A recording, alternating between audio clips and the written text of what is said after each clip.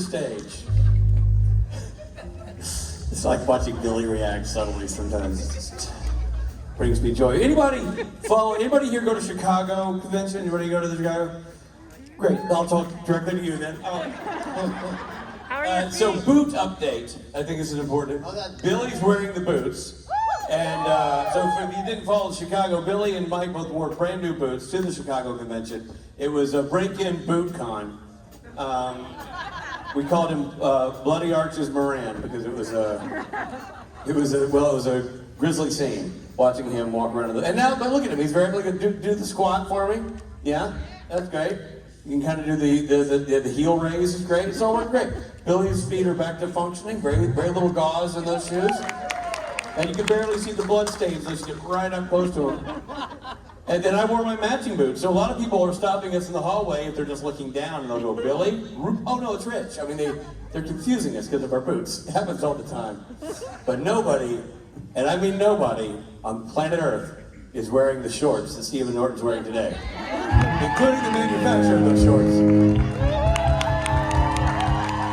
Who made them and then burned the color pattern. They're Levi Strauss, Rich. You can get them at any mall. Or can you? The good thing about it is, if I stand in front of his shorts, you can take a picture of me, and then you can put the skyline of Paris on your face. Or I could be in space. Or whatever. But it would just be my lower half. Yeah, but it would look like, literally, we could be like you and the bottom half of the Statue of Liberty. So you can do whatever you want. It's really it's a VFX heyday. I would more suggest the Leaning Tower of Pisa, but... It's so annoying when he makes his own joke and gives himself a rim shot. You do not have to earn that if you do it yourself. Ladies and gentlemen, this short discussion is not over, but now it's time to move on to greener pastures. Ladies and gentlemen, you know him, you love him. Adam Fergus and Mr. David Haydn-Jones.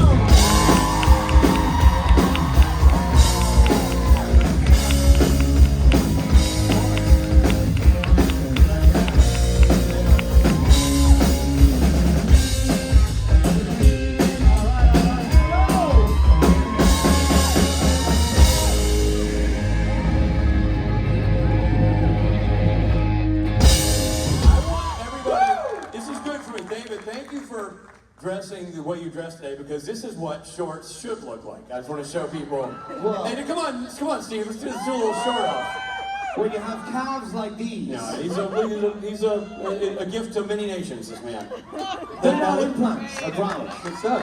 That's great. That's good. So now we have a. I wore lederhosen. No, hold on. No, Steve. You got to sit in this light. Stop there. Take this out of your pocket. Now everybody freeze for a second. Everybody can take their photos and put whatever graphic they want. There you go. It's going to be great. I can't wait to see what you guys do online. It's going to be very exciting. I think a big Rob Benedict face right around the special zone. I think the back of his head around the crotch area with a hand. Not like that. Are you talking about Rob Benedict's head? Yeah, his own hand. Yeah. So normally this is the end of their panel, and now we're just this is where it starts. I challenge you, Internet!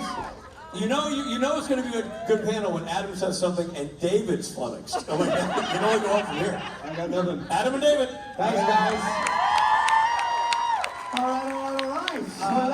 Orlando, more like Orlando, because wow. We're here. I have never swam through air soup before. I've never done that. And I thought dressing like this might be Florida appropriate. You know? However, I walked out of my hotel room. First day, I have suits to wear tomorrow. I'm wearing a tuxedo to dinner, okay, tomorrow night. I am petrified. I am all my nethers are already worried. I don't think there's enough talc on the planet to help me into my. But didn't someone bring you an adult-sized diaper to your photo op this afternoon? Maybe that's an idea. That happened. You know? Yeah, really? You could just wear it, and then you just be safe. You'll be sliding off all the chairs like you normally are. I'll be giant baby Davy tomorrow at the panel. But is shirtless with an astronaut diaper. You're welcome, internet. He thought Steve's green screen shorts were memeable. Oh, you're just gonna wear the diaper. I was suggesting you were gonna wear something over it, but you can just wear the diaper either. That's one outfit you've not done yet. Maybe do like the way that classic baby look with the big diaper pin. The diaper pin. Yeah, and maybe you can get some. Maybe you get some nipple rings just to like screw around with it. I don't know. It is still Pride Month. I mean, I don't know what that kink is. Well, then you see, you can get the chain, that nipple to belly button chain thing. I always thought would look well on you. Okay, Orlando, we always got to read the room. Do you want the panel to go more this direction?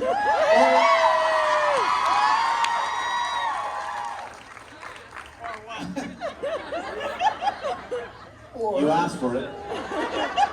nice, benign, kind Hallmark baby with just only good, Christian, wholesome questions. Why? I see you, Orlando! Let's get weird! So there's quite a few first timers here, This is amazing also. which is great. So how many people found the show in lockdown and pandemic, sort of staying at home? Okay. Interesting. So there's brand new people to the show itself, but then are the new timers coming to the convention because you're like, the world is opening up again, we got to get at it, let's go have some fun with real people again? Is that what's happening? Here. That like sort of pent up. Well, so it's kind of, we have a bit of a responsibility to you guys to really rock the whole weekend. And we got so much going on this weekend. We got like, if you've never been to a supernatural show before, we've got karaoke tonight, we got Hosted by a rock concert tomorrow night. Like a real rock concert. It's not like, have you ever heard Billy shred the guitar? It's ridiculous. Nor can really bang those drums, and then there's a little guy called Rob Benedict who can sing a note or two. So yeah, and obviously Bor has one of my favorite people in the world. So Loudon Swain, perform here tomorrow night, and if you've not heard them live, good luck. It's going to be a great show. And don't sell yourself short, my friend, because this guy is the new king of karaoke right here. Wow. The mantle has been passed, the torch has been given to Mr. Adam Fergus, and if you have not partied with Mr. Adam Fergus, We're partying tonight. And David Haydn-Jones. David Haydn-Jones is a great singer. He normally sings tomorrow night, but you can't sing tomorrow. I'm a hack. But I like to You're sing. not a hack. I know, come on. This guy does George Michael like George Michael wish he did George Michael. And I don't mean in the toilets. I don't mean in that part when you're in the toilets. Memories of my diaper. There you go. That's a short.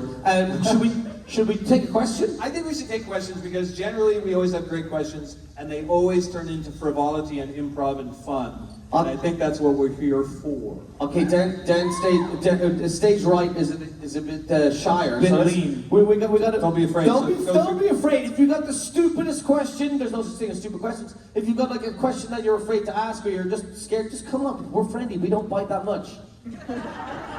And by the way, generally what happens is the worse your questions are, the more fun we have up here. So Yes. that's sort of Did you just say inverse ratio. Did you just say the worser? Oh yeah. Oh yeah. I'm from, he brings Canada with him wherever he goes. It's worse down there. I don't know, I'm going back to Canada. I'm like, oh gosh, oh boy. You wouldn't be allowed in Saskatchewan with that outfit, I believe. No way there, buddy. No freaking way. Moose is local, eh? Oh yeah. Oh yeah. Oh hello, what's your name? Where do you come from?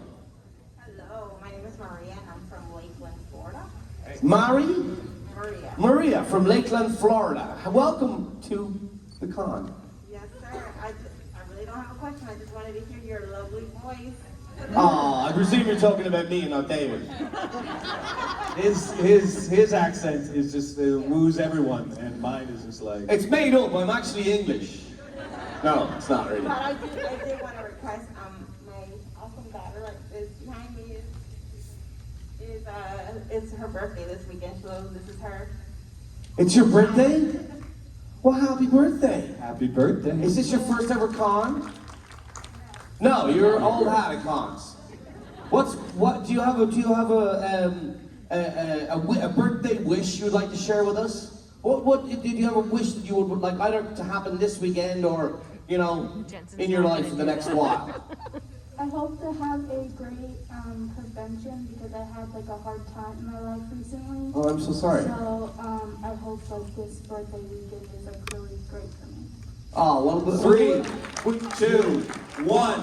Happy birthday to you. Happy birthday to you. And I know there's many other birthday people. Happy birthday, dear everyone here and you, this person. Happy birthday to you. And I know there's other birthday people here, so that counts for everyone who will not take it. happy birthday to you. I see you. And you Have have a a great question. time. You have a question as well. My question goes to both of you. What is your favorite character trait about each other's? Oh, Oh, I wow. like that. I love the fact that you were such a proficient typer. You were so good at making with the typey and just filing documents. This little secretary over here, my goodness, the way he would take my dry cleaning, my beautiful suits to the dry cleaning, and then write up nice memos for He the didn't team. say your character, he The said life you. of, look at him loading the chamber for devastation. Look, I just loved how much of an upstanding guy you were. You know, the fact, you know, you wouldn't stoop as low as to stab a guy in the back, quite literally with a modern form of knife, shoot someone in the back of the head. Like, where are your balls? Orders are orders.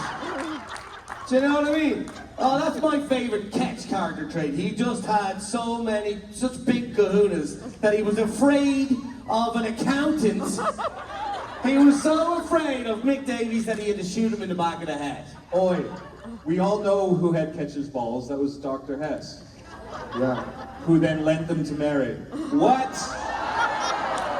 Chupacabra. She gargled those things for quite some time. She gargled those things for quite some time. Children!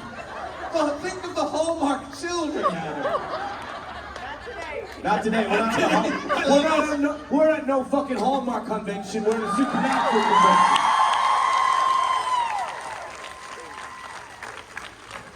Oh, that was fun. Hello. See? Good questions. Good questions lead to weird answers. Thank you, birthday girl. Hello. Hello. Sorry. Hi. I can just see a beautiful silhouette. I cannot see your face, but I know you're there, and I know you're speaking. Okay, there you go. Yeah, okay, cool. Okay, good. Hi, I'm Izzy. There's a lot of ghosts on Supernatural. That's pretty correct.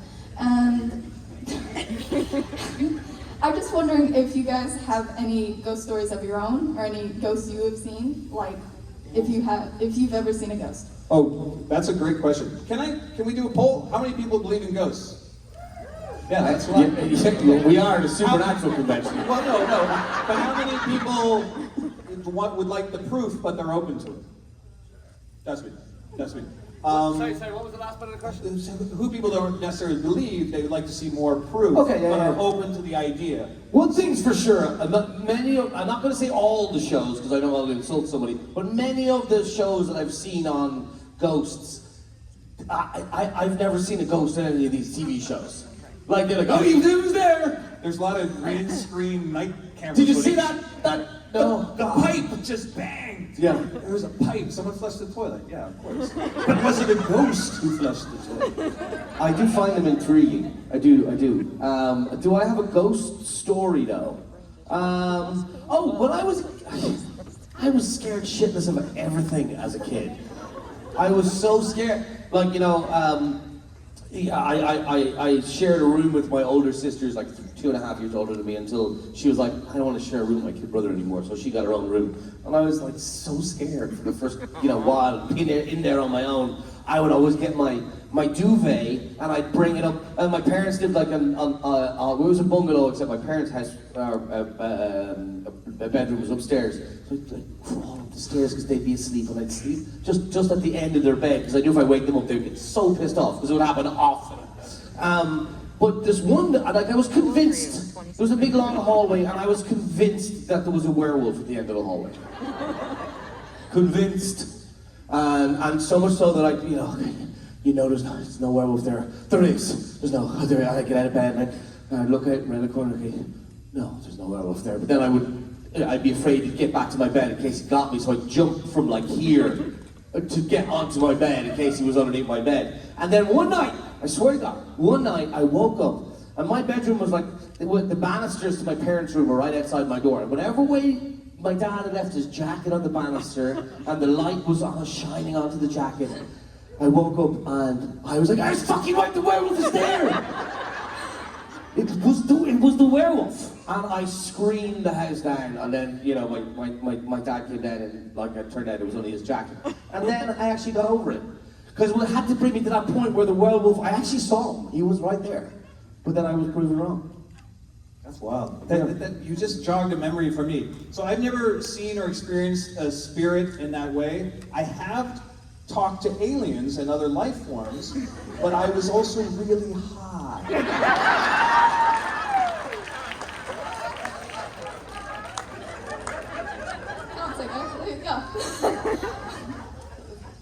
On a very hallmark psilocybin journey, we baked cookies one Christmas and got to see the aliens. Did they probe you? You go for the probing. That's why you go. You sign a probing waiver. I consent to be probed in all orifices. Orify? Orify? You can orify me any day. Thank you. Thank you for making that very public. We got a little bit dirtier and the lines have grown, I see. Hey, we read the room and they voted democracy! Yeah, no, so to answer your question, I have never seen a ghost, although I'd like to think that there are some kind of spirits going around, I get a kick off that. Well, I'm also, I almost went into quantum physics. I had 3 strains. I ended up doing, it's true! This is true. So I almost read a fell lot of into strain, quantum physics. I did. And I still really try to keep up on the literature. So string theory and wrinkles in time and all of these ideas of space-time not being linear in any way, confolding and energy and things happening and crisis and trauma folding space-time. Why not? Why not? I think there's possibly scientific reasons for the idea that we have these wrinkles in times that exist on our own Earth here, and who knows? I think that's fascinating. I actually do. Did you ever see that? I saw a YouTube video of this kid who's like 12, and he's in his kitchen with his dad. He's explaining to his dad about when the Hadron Collider, when they did that thing, it shifted the universe. And then every moment after that, there's infinite number of universes, There was multiverses. real concern that when the Hadron Collider was going to do trying to find the God particle, that it was going to create a black hole. Yeah. There was real legitimate scientific concern. It wasn't the. But they did it anyway. Fuck it, that's just it. What's a little black hole? Well, there's a small chance we'll all die. That's what But she said. science. No, but I mean, you look at pop culture right now with multiverse. All that stuff is based in sort of theoretical physics. So, like, if you're Marvel people, or even we had AU in Supernatural. Right? Exactly. I went through the time portal to the snowy world with you. So, thanks for your question. Thanks so much. Thank you. Appreciate it. Talking Cheers. about the sciencey bits of it. That was I like sciencey bits. Cheers. I like to do science in the orifice. I'm not gonna bite. What if I ask you to? You ask me nicely. I'll give you a lick. Maybe after you shower though, because I'd be licking like an inch of sweat off. You've all signed your waivers, correct? The waivers were signed. You still. It's Florida. I tell you what, though, you are wild in the South. I think our craziest panel that we ever had was in Nolans. And again, there's something about, they say, some people remember that. But we were just riding this wave of wild Well, wild things were happening in my hotel room next to the night Well, before. anyway. We won't get into the big Hold on. Wild things were happening in your hotel room. They were Next to reading me. the book. Oh, sorry. Remember the- Not in your hotel room, but in the Oh hotel my room God. next to you. I was praying and meditating and People were having sex in the room next to holiday David Haydn-Jones. And by the way, David Haydn-Jones' version of meditating.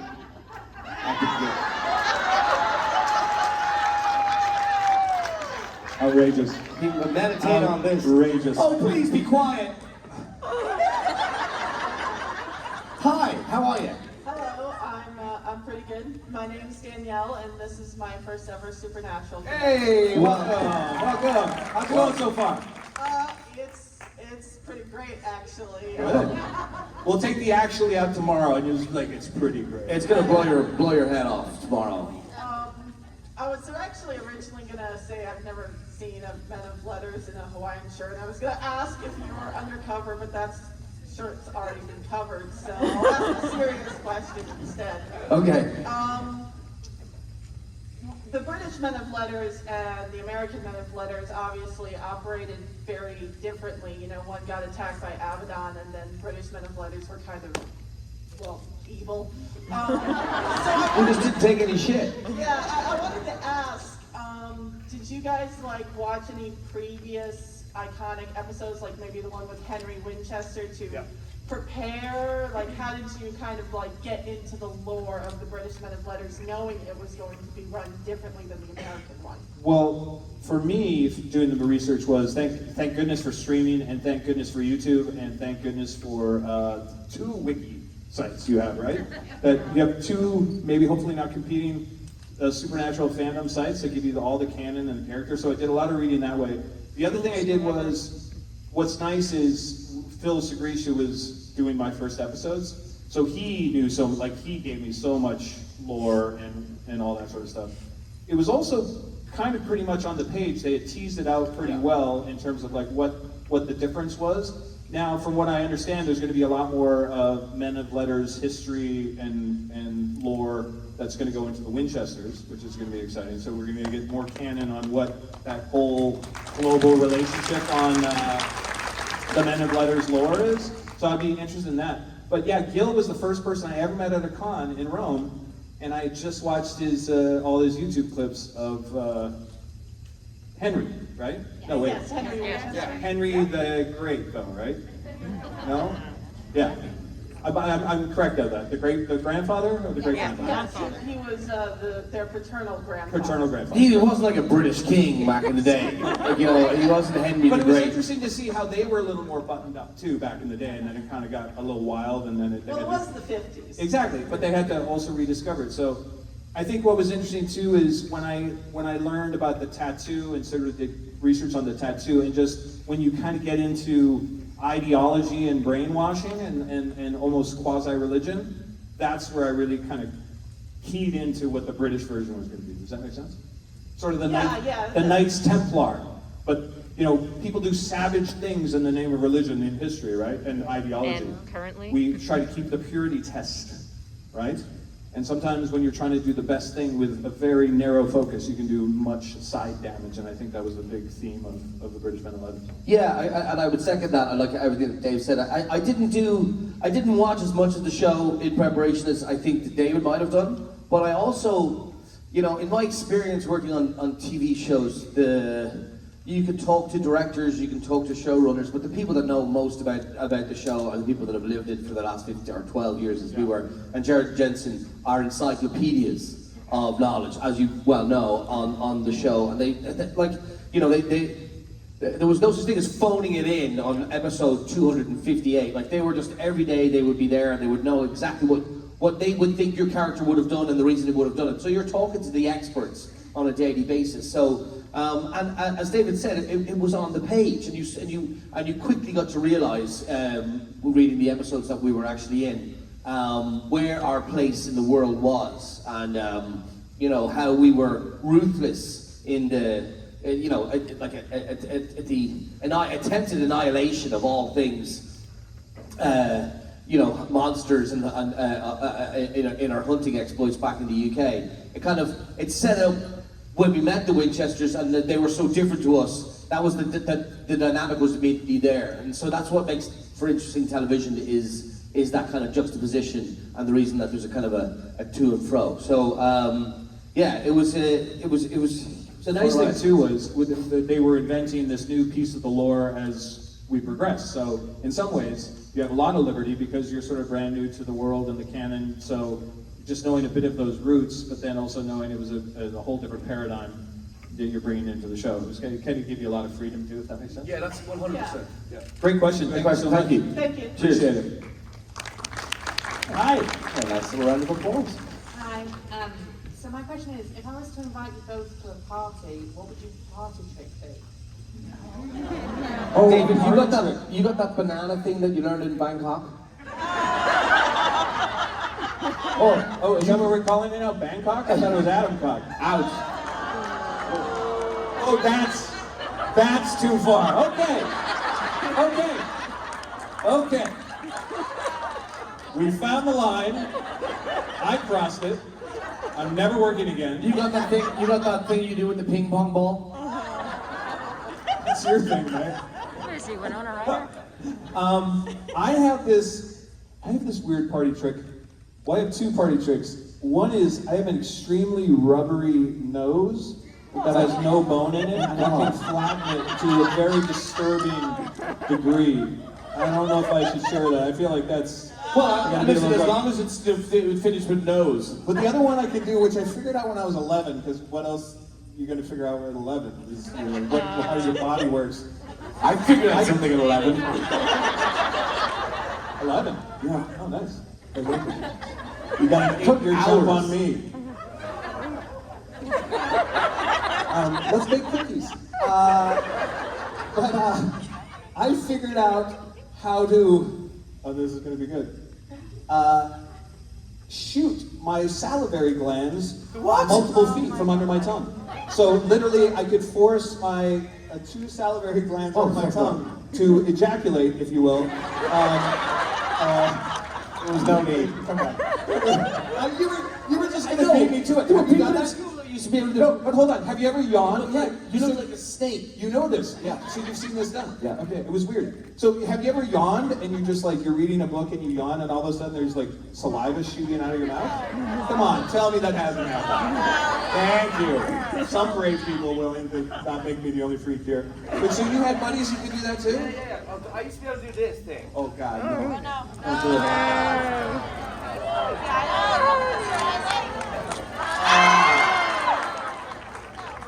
Isn't that gross? You got one? You got a shot? No? Okay, thank God. Oh, you think so?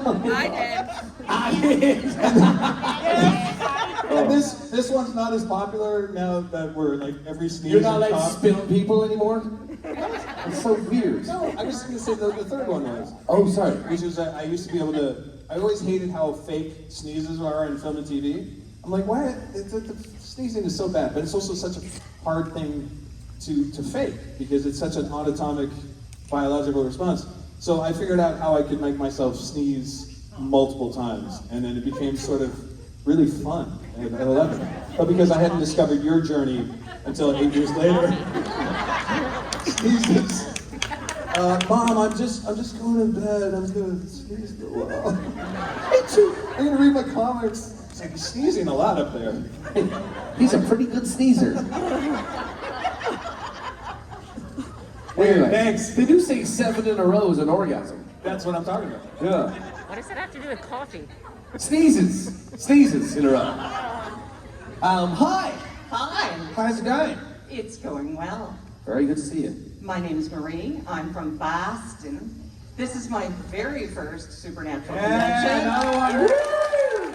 Welcome. And I'm about to ask and or make the silliest, did you say no stupid questions? No stupid questions. All right. Only David's answers. I am not, I've only watched about the first 2 or 3, maybe 4 seasons of Supernatural. Wow. And I dipped out when Misha started Gish. And Because you were like, fuck that, you shouldn't do a charity. I'm not watching this anymore. Charitable work is for fools. I'll catch up, but since I dipped out early and haven't caught up yet, I will. I have no idea who you two are. I'm this super handsome guy that comes on the show. Wait, I need your You have so help. much to live for. Well, we'll talk later. I She said Boston. need your help in like 15 or 30 seconds, in character, can you do an improvisational skit that will help me understand?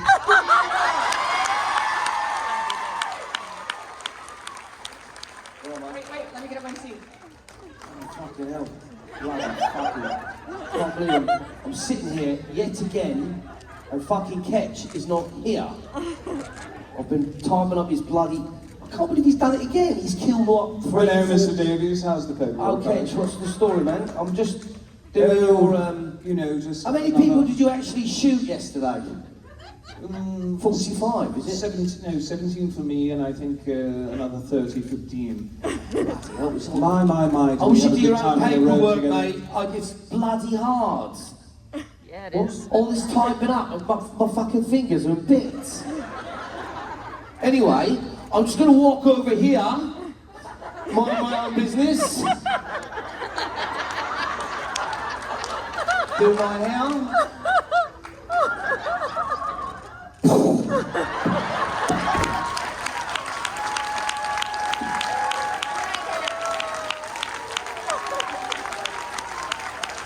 Spoiler alert. But he lived. Thank you. Thank you. Oh my gosh. I can't believe we actually did that, because it kind of ruined the show for you. Anyone that's not seen season 12, don't bother. I don't joke. What a good show. Hi! My name is Robin. Hi, Robin. So I've been asking everybody the same question, because this is my first, Welcome. yeah, supernatural. I even asked Mark Shepard when I saw him at MegaCon, this question. Did he bother answering it, or did he give a shit? He's like, Mark Shepard, no, fuck off. No. Oh, no, you motherfucking did Yeah, he actually did. Good for him. The question was, what was your most emotional or most impactful to yourself scene that you, both of you guys did for your characters? That one, right there. That packed a serious punch. No, but may I sing your praises for a second? Because it does become all about the head wound. But you have such a lovely effing speech right before that where you're pleading with Dr. Hess Yeah. and us. So, brother, Yeah, let's it not was- make it about the headshot. Let's make it about the... No, we do kind of like each other. No, but his speech is so lovely, and I watched him rip the shit out of it on stage, and just was like, you were just killing it that day, man. So I want It was- to oh, let's thanks, give you man. props to that. And let's not, No, I appreciate it. I do appreciate because you it. have a great impassion. I'm not saying that that's your moment, but But it was indeed my moment. And just to focus on that for a second, people have very kind things to say about Nick and that he should have been on the show longer. And I love to hear that, because I would have loved to have worked with the guys more than I did, or longer than, because we're actors, we like to work. But also, it's also very true to say that Nick had a very complete arc, and he started. People were like, "Ooh, these guys! This guy, I hate this guy. Oh, he's not so bad. Oh, I actually like him. Oh, he's dead." That's usually how it is. And when the writers can kind of nail that, you can walk away from a show proud, and you can walk away going, yeah, look, but listen, at least I didn't feel cheated, and I don't mean me as Adam, I mean me as Mick. I don't think Mick was cheated out of a really good solid arc, and so that, as David quite rightly pointed out, that bit where I get to give it to Dr. Hess almost finished my sentence. But what a finer, there's no finer punchline than a bullet to the back of the head. But and so that little speech was Mick just going like, fuck this, no way. The way you do things is wrong. The way these guys are doing things is the way we should be doing things going forward. And it's a metaphor for a lot of things in life. I think that's the detail of the writing in Supernatural was such. So yeah, I'd say that was the moment. Well picked. Gosh, again, this show was just such, and this role was such a bounty of incredible challenges and moments and personal push-throughs. The three that come to mind, but on a specific, there was one where I get beaten up by Asmodeus, and it was really dark, but that was Ketch at his most vulnerable, and I was literally crying in my prep, just totally anatomically, naturally. Then there was the scene with Dean on the rock in the AU when we have our AU in the snow, and we, you know, when Ketch says, I'm gonna wash some of this blood off my hands, and I pick Dean up off the rock. That was cooking for me internally in terms of some kind of mini redemption.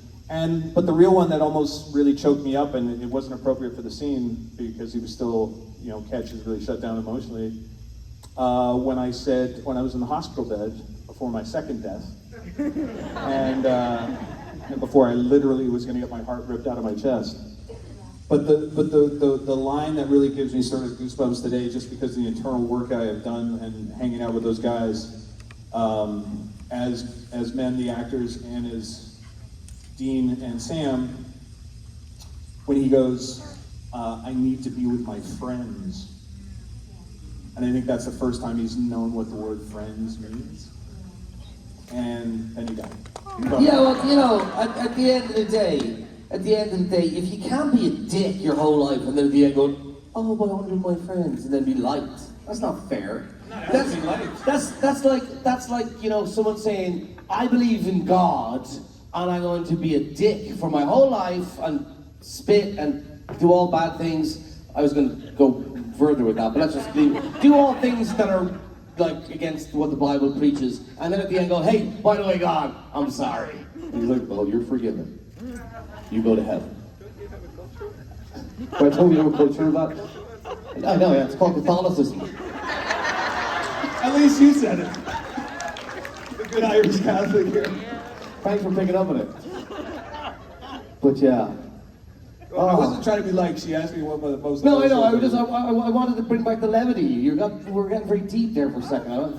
We can go deep, we can go... You do like to go deep. Oh. I'm going deeper underground. Hello. How are you? Is that a real dog? Yes. Hi, buddy. Is it a golden retriever? Yes. Oh, it's beautiful. She? He's beautiful. I love golden retrievers. What's his name? Tucker. Tucker. Yes. Tucker. Oh no, that was a different show. Anyway, carry on. You have a question. Yes. Actually, I would say Ketch was one of my favorite villains in the show. But sorry. Thank you. No, don't be sorry. Appreciate that very much. It's an honor to have been killed by him. Hey, everyone needs a good martyr. Absolutely. Anyway, I'm going to put a big target on my back, but because of both of your redemption arcs, if there had to be a choice, what do you think your characters would have saved, Sam or Dean? Well, I mean, my boyfriend Dean, for sure. I mean, I've tended to his open wound with a chemical batch of Basidio mycota. I did save his life. What are you poking? His hole. His shoulder hole. That's like that film with His James. shoulder hole. I had to stuff it with medicine. That film with James Spader back in the day. It was in the 80s called Crash. Oh gosh, yeah.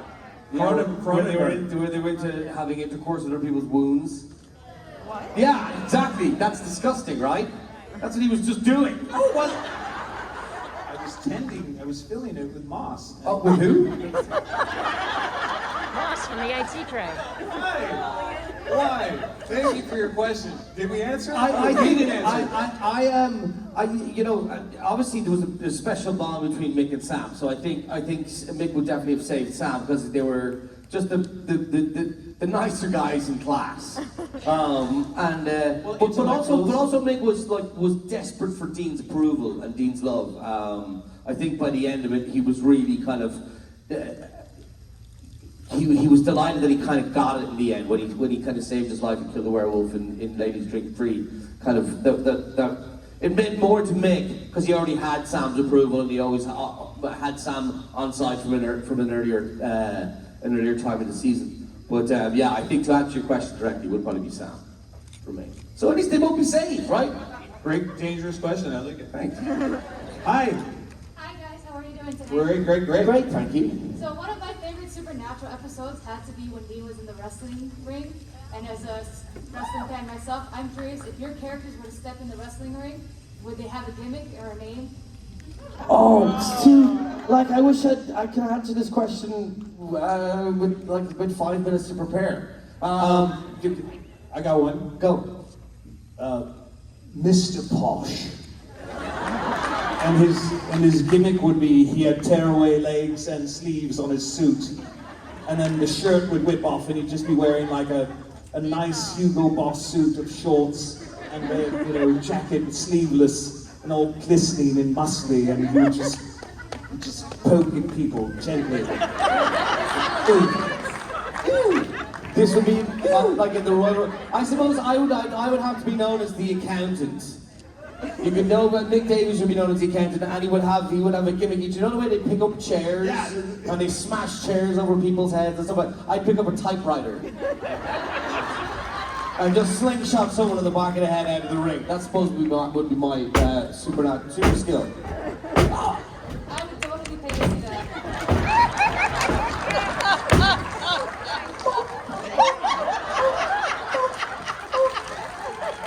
Very good. This is going to be titled The Poking, the very pokey theme. All right, listen, look, you guys, whoever didn't get to ask a question, Hopefully come today, back tomorrow, we're come doing to the another front, one. Come to the front of the line tomorrow and ask your questions. I'm so sorry you didn't get to, but we'll try and get through them all tomorrow. You guys are amazing. Thanks for permission to play.